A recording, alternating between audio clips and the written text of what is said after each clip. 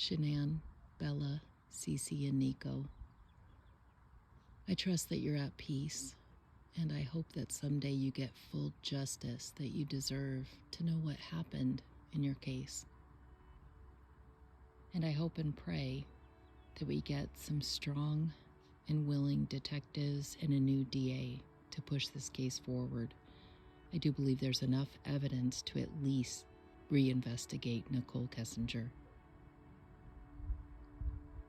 So from what little I can gather, and I don't know much on this case, but what I do see is strong evidence that this case was open and shut very quickly as soon as Christopher confessed to the murders. And I do believe he is where he belongs, in jail for the rest of his life, never to see the light of day.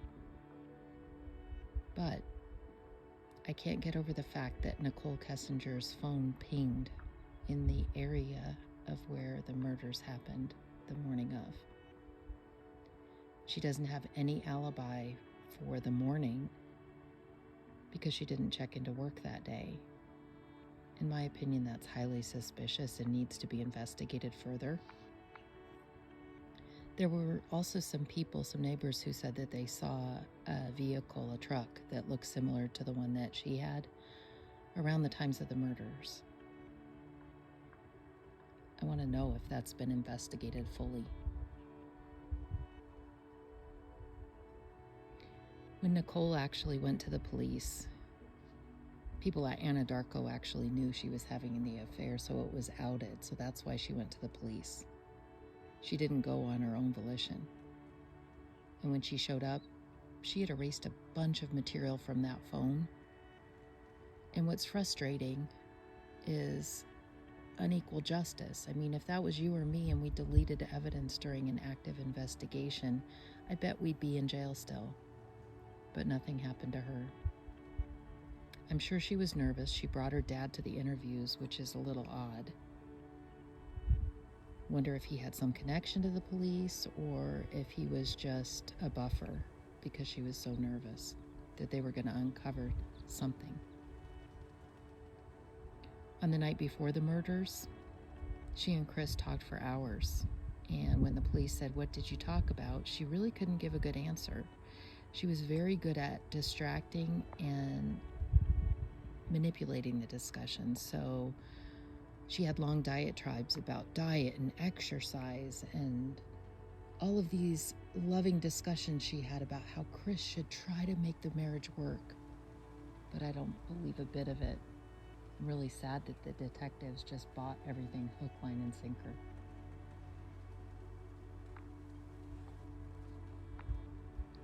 So Chris confessed.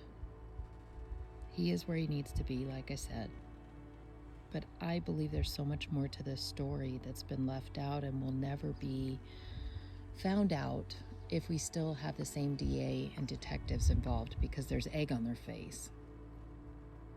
And what I feel like we need to do is continue filling out those petitions online, watching great channels like Zookie, The Deception Detective, Watts the Obsession, because we will matter if we stand together and say enough's enough. You guys need to do your job. You need to find out what really happened. I mean, even me just Googling Nicole Kessinger, I was able to find out that she had a criminal record. She was into some dark magic, which is pretty frightening. And she's a liar, just from what we can discover, what she's told and what we found out. I can't believe she's able to walk among us with nothing happening. That is not justice, and that is such a disservice to those that are lost.